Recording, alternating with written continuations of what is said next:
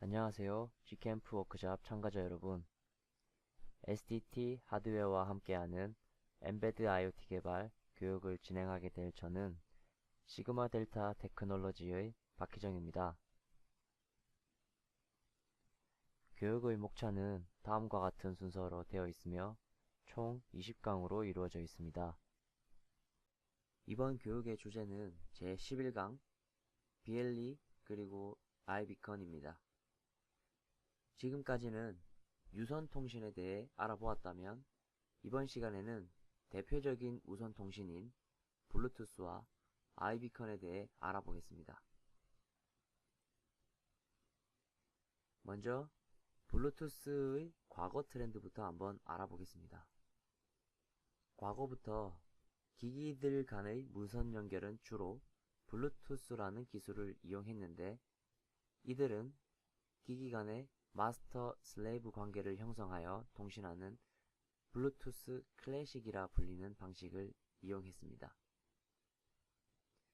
사람들이 이러한 기기들을 이용하면서 많이 염려했던 것은 블루투스를 연결하면 배터리가 빨리 소모된다. 사용하지 않을 때는 블루투스를 꺼놓아야 한다. 등과 같은 배터리 관련된 문제들이었습니다. 블루투스 클래식은 다른 디바이스를 무선으로 연결하여 사용할 수 있는 편리함을 주었지만 연결이 되는 동안에는 배터리를 빠르게 소모시키기 때문에 사용하는 데 많은 불편함이 있었습니다. 그런데 2010년 새로운 블루투스 표준으로 블루투스 4.0이 채택이 되었습니다. 기존의 블루투스 클래식과는 엄청난 차이점이 있었는데 훨씬 적은 전력을 사용하여 클래식과 비슷한 수준의 무선 통신을 할 수 있다는 점입니다.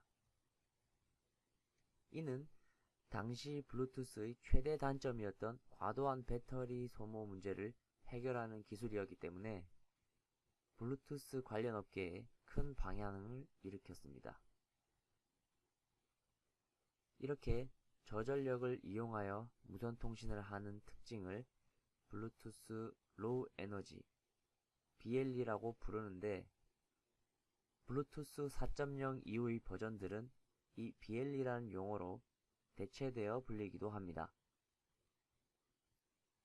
최근 출시되고 있는 스마트밴드, 와치, 그리고 글래스 등의 웨어러블 무선 통신 기기들의 대부분은 이 BLE 방식을 이용하여 무선 통신을 합니다.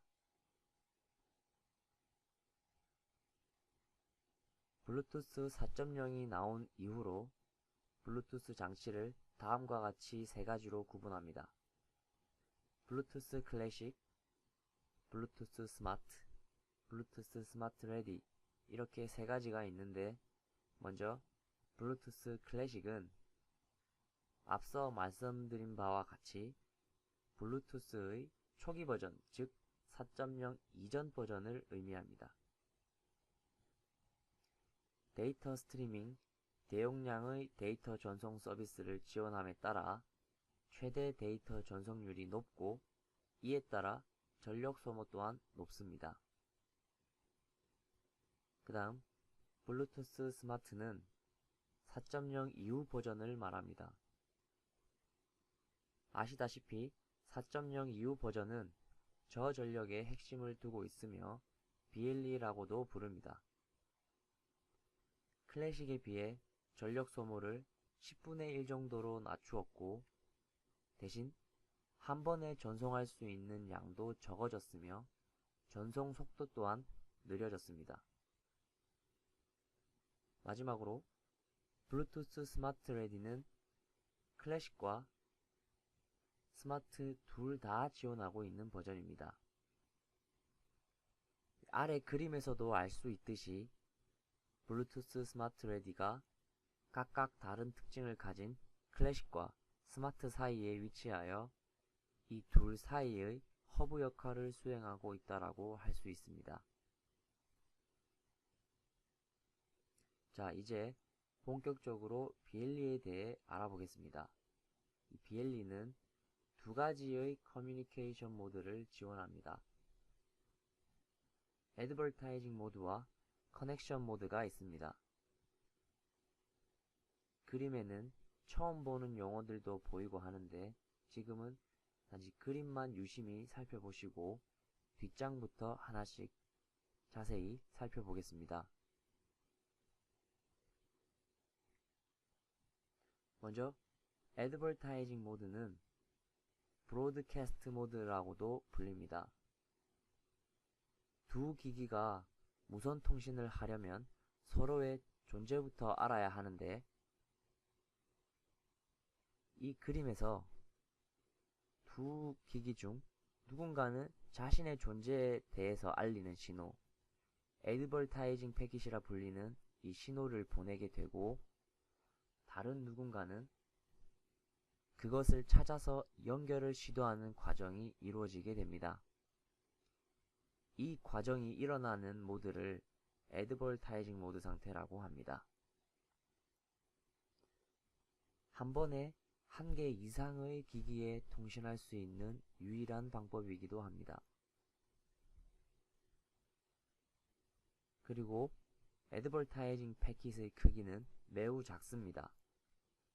자기 자신이 누구인지 알리기만 하면 되므로 굳이 많은 양의 데이터를 전송하고 있을 이유가 없기 때문입니다. 이 애드버타이징 패킷을 1년 12달 하루 종일 허공에 쏘고 있는 것이 바로 비컨입니다. 비컨은 상대가 받던 말던 상관없이 애드버타이징 패킷을 쏘기만 하면 되고 최대 50m 거리까지 동작할 수 있다고 합니다. 사용 환경과 제품 성능에 따라 차이가 있겠지만 작은 버튼셀 배터리로도 1년에서 2년 동안 사용 가능하다고 합니다. 다음은 커넥션 모드입니다. 이 시계가 애드버타이징 패킷을 막 날리고 있었는데 그 주변에 있던 스마트폰들 중 하나와 1대1로 연결이 되는 과정이 커넥션 모드에서 이루어집니다. 커넥션 모드로 전환되고 나서는 서로 타이밍을 맞춰 데이터를 주고받으며 이전 애드버타이징 모드에서 진행했던 과정은 더 이상 필요가 없습니다. 양방향으로 데이터를 주고받거나 애드버타이징 패킷으로만 전달하기에는 많은 양의 데이터를 주고받아야 하는 경우에는 커넥션 모드로 통신을 해야 합니다. 애드버타이징 패킷이 아닌 데이터 패킷을 사용하게 되며 디바이스 간에 채널 호핑 규칙을 정해놓고 통신하기 때문에 애드버타이즈보다 안전하다라고 되어 있는데 이 호프의 사전적 정의를 살펴보시면 이렇게 한 발로 깡충깡충 뛰다 라는 의미를 갖고 있는 단어입니다. 따라서 채널 호핑 규칙은 블루투스 통신이 가능한 여러 채널 중 이 채널 저 채널 왔다 갔다 하면서 통신을 하기로 한 규칙이기 때문에 보안적인 면에서 애드버타이징 모드보다 안전하다라고 말할 수 있습니다. 블루투스 통신은 프로토콜들이 여러 가지가 쌓여 있는 구조를 갖고 있는데 이를 프로토콜 스택이라 합니다. 이전에 언급되었던 애드버타이징 패킷 또는 데이터 패킷을 수신하거나 송신할 때 이 프로토콜 스택을 거치면서 패킷들이 분석되거나 생성됩니다. 이 프로토콜 스택을 크게 세 가지로 나눌 수 있습니다. 어플리케이션 파트는 장치의 전체 동작을 개발자가 구현하는 곳이며 호스트 파트에 속하는 프로토콜들은 각 칩사에서 프로토콜에 맞게 그 그리고 각 칩에 맞게 코드를 구현하여 제공하여 줍니다. 컨트롤러 파트에는 물리적인 회로와 이를 제어하는 소프트웨어가 속합니다. 저희는 이 모든 프로토콜들을 분석할 것은 아니며 기본적이면서도 중요한 4개의 프로토콜 아래에서부터 PHY 그리고 링크 레이어라 불리는 LL 그리고 Generic Access Profile, Generic Attribute Profile 이렇게 총 4개에 대해서만 다뤄볼 것입니다.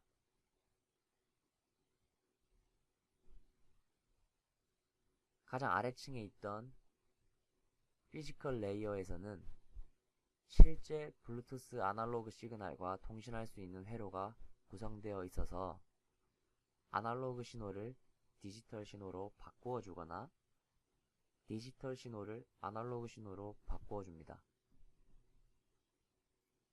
블루투스에서는 2.4GHz 밴드를 총 40개의 채널로 나누어 통신을 합니다. 이 40개의 채널 중 3개, 37번, 38번, 39번 채널은 애드버타이징 채널로서 각종 애드버타이징 패킷을 비롯하여 커넥션을 맺기 위해 주고받는 패킷들의 교환에 이용되며 나머지 37개의 채널은 데이터 채널로서 커넥션 이후의 데이터 패킷 교환에 이용됩니다. 링크 레이어에서는 BLE 디바이스가 서로를 발견하고 연결을 맺은 뒤 데이터 통신을 하기까지 하위 레이어에서 일어나는 전반적인 과정을 다룹니다. 그리고 링크 레이어는 하드웨어와 소프트웨어의 조합으로 되어 있습니다. 하드웨어는 복잡하고 높은 컴퓨팅 능력이 요구되는 작업들을 처리하고 있으며 소프트웨어에서는 디바이스의 롤과 스테이트를 관리하고 있습니다. 각 프로토콜마다 디바이스의 롤에 대해 서로 다른 용어로 정의를 하고 있는데 헷갈리지 않도록 유의하시면서 보시면 좋을 것 같습니다. 링크 레이어에서는 디바이스의 롤을 다음과 같이 정의하고 있습니다. 총 4개 중 위쪽 2개는 애드버타이징 모드일 때의 두 디바이스를 가리키고 아래쪽 2개인 마스터와 슬레이브는 커넥션 모드일 때의 두 디바이스를 가리킵니다. 애드버타이저는 애드버타이징 패킷을 전송하는 디바이스를 가리키며 스캐너는 이 애드버타이징 패킷을 수신하는 디바이스를 가리킵니다. 그리고 커넥션을 시작하고 관리하는 디바이스를 마스터가 되며 커넥션 요청을 수락하고 마스터가 보내준 타이밍, 즉 호핑을 따르는 디바이스를 슬레이브라고 부릅니다. 이 스캐너 역할을 하던 이 디바이스가 커넥션이 완료가 되면 마스터가 되고 애드버타이저 역할을 하던 디바이스가 커넥션 단계에서는 슬레이브가 됩니다. 갭은 서로 다른 제조사가 만든 BLE 디바이스들끼리 서로 호환되어 통신할 수 있도록 프레임워크를 제공합니다. 애드버타이징 스캐닝 단계부터 커넥션이 완료되어 데이터 통신을 위한 준비가 끝날 때까지 디바이스가 취해야 할 행동들을 정의하며 그래서 갭은 최상위 컨트롤 레이어라고도 불립니다. 이 갭 레이어에서의 롤을 한번 살펴보겠습니다. 먼저 이 브로드캐스터는 링크 레이어에서 애드버타이즈에 상응합니다. 주기적으로 애드버타이징 패킷을 뿌리는 녀석이죠. 얘를 보시면 조금 더 이해가 쉬울 것 같은데 센서가 달린 디바이스는 데이터를 주변에 주기적으로 뿌린다. 비컨이 여기에 해당이 됩니다. 이 센서가 달린 디바이스를 브로드캐스터라고 생각을 하시면 될 것 같습니다. 그리고 옵저버라는 개념이 등장하는데 링크 레이어에서 스캐너에 상응하는 개념입니다. 브로드캐스터가 뿌리는 애드버타이징 패킷에서 데이터를 얻는 기기죠. 예를 보시면 센서가 달린 디바이스로부터 데이터를 받아 화면에 보여주는 스마트폰을 옵저버라고 생각하시면 됩니다. 마찬가지로 이 스마트폰은 링크 레이어에서는 마스터에 상응하며 커넥션이 시작될 때 시작됩니다. 그리고 이 스마트폰을 커넥션 모드에서는 센트럴이라 부르며 이 센서가 달린 디바이스는 페리페럴이라고 부릅니다. 마찬가지로 옵저버는 센트럴이 되며 브로드캐스터는 페리페럴이 됩니다.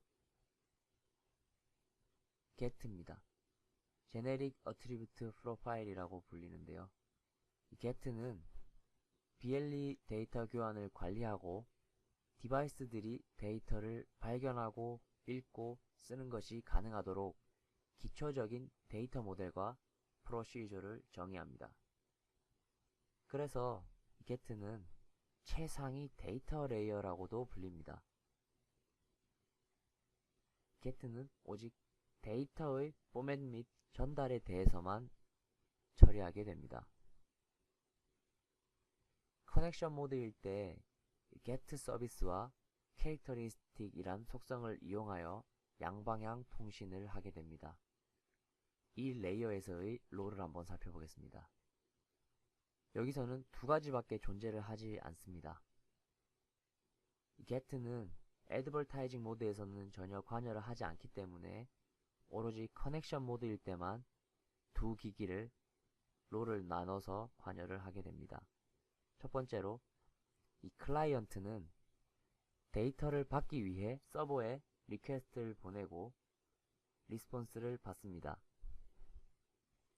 그리고 BLE 커넥션이 완료되는 시점에 클라이언트는 Discover 서비스라는 동작을 통해 서버가 제공하는 서비스가 무엇인지 어떤 데이터를 보내는지 알아야 합니다.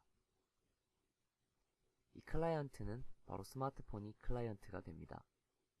그리고 이 서버는 클라이언트에게 리퀘스트를 받으면 그에 해당하는 리스폰스를 보내게 됩니다. 중요한 것은 리퀘스트가 있어야만 리스폰스를 할 수 있다는 점입니다. 센서 달린 디바이스를 서버라고 생각하시면 됩니다. 각 프로토콜에서 정의하고 있는 롤들을 표로 정리해 보았습니다. 헷갈리시는 분들이 많을 것으로 예상되는데요. 이 표를 보고 한 번 더 리마인드하고 넘어가시면 좋을 것 같습니다. 패킷은 이미 몇 번 언급되어 낯설지는 않을 것입니다. 애드버타이징 패킷과 데이터 패킷 두 종류가 있습니다. 애드버타이징 패킷에는 세 가지 특성을 설정하여 패킷을 구성할 수 있습니다. 패킷을 받은 스캐너가 커넥션을 시도할 수 있는지, 스캐너가 리퀘스트를 보낼 수 있는지, 그리고 보내는 디바이스와 받는 디바이스의 맥 어드레스를 담아 정해진 두 디바이스 간의 통신만 가능하도록 할 것인지에 따라 아래 표와 같이 이렇게 네 가지의 애드버타이징 종류가 만들어집니다. 데이터 패킷은 한 종류밖에 없으므로 바로 다음으로 넘어가도록 하겠습니다. 지금까지 배운 내용들을 총 정리해 보기 위해 실제 연결 과정이 어떻게 이루어지는지 사례를 통해 진행해 보겠습니다. 우선 오른쪽에 있는 시계는 ADV-IND라는 애드버타이징 패킷을 일정 주기마다 나역이 있다고 사방에 뿌리고 있습니다. 이때 이 근처에 있던 스마트폰은 이 패킷을 받아보고 이 패킷의 주인이 누군지 궁금하여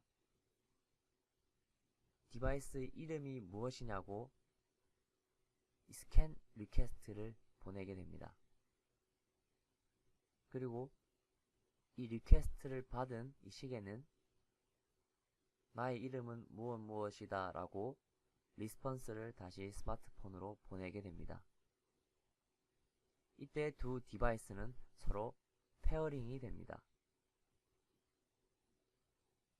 아직 커넥션이 완료된 것은 아니기 때문에 시계는 다시 애드버타이징 패킷을 뿌리기 시작합니다. 이 패킷을 뿌린 상대가 시계라는 것을 알게 된 스마트폰은 다시 이 커넥션 리퀘스트 라는 것을 시계로 보내게 됩니다. 이 커넥션 리퀘스트는 내가 연결을 시도하겠다라는 그런 의미의 데이터입니다. 이 두 디바이스는 서로 acknowledging을 시작하고 타이밍을 동기화합니다. 이후 커넥션이 완료가 되고 디스커버 서비스가 진행됩니다. 아까 가트 레이어에서 커넥션이 완료되는 시점에 디스커버 서비스가 이루어진다고 했었죠. 네, 그리고 그 다음 본격적인 데이터 교환이 시작이 되고 원하는 만큼의 데이터 교환이 이루어진 이후에 커넥션이 종료됩니다. 다음은 아이비컨에 대해 간단히 알아보겠습니다. 애드버타이징 패킷에 어떤 데이터를 어떻게 전달하는지에 대해서는 몇몇 회사에서 저마다의 규격을 정하고 이름을 붙였습니다. 애플에서는 아이비컨이라는 규격을 만들었고 레디우스 네트워크스라는 데서는 알트비컨이라는 규격을 만들었습니다. 그리고 구글에서는 URI 비컨을 만들었죠. 그 중에 이 아이비컨에 포함된 정보에는 오른쪽 표처럼 RSSI, 그리고 MAC 어드레스, 그리고 UUID, 그리고 메이저와 마이너 넘버, 그리고 TX 파워가 있습니다. 아이비컨의 활용 사례를 동영상으로 한번 보시고 이번 교육을 마치겠습니다. 시청해주셔서 감사합니다.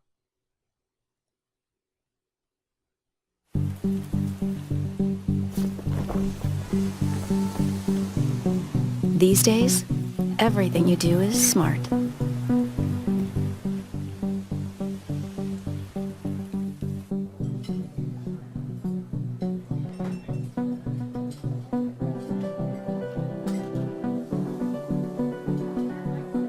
From the way you pay,